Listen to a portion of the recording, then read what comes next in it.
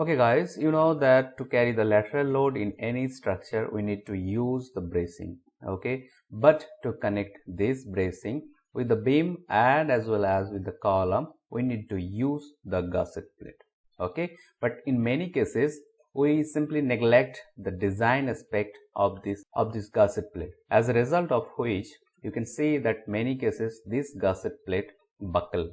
As you can see in this picture that this particular portion of this plate has buckled. Okay.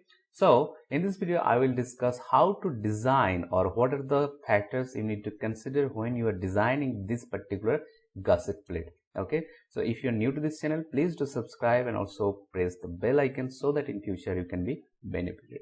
Okay. So let's start today's topic, how to design the gusset plate. If you are not familiar with the gusset plate, in that case this is for you, that normally to design or to connect this particular bracing with the beam, here this is the beam and column, we need to use some plate that is known as gusset plate.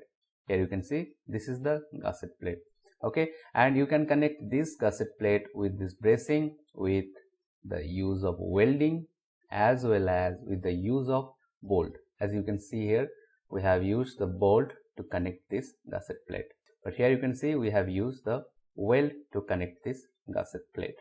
Now the question is why this gusset plate actually fails. Simply, if you are applying load, let's say you are applying compressive load, so here you are applying compressive load as well as here you are applying the compressive load. Now before transferring this compressive load from this particular location to this column or to the center of this column, it has to travel through this gusset plate, right?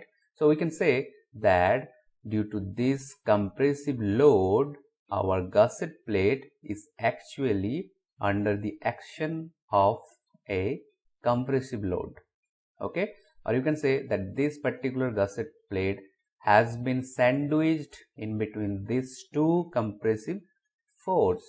So simply we can say that this is the compressive force, here is the plate and here is another compressive force. So simply this gusset plate act like a column. So definitely if your column is not strong enough, in that case under this compressive load it will buckle like this, okay, or your gusset will fail. So how to check this buckling or how you can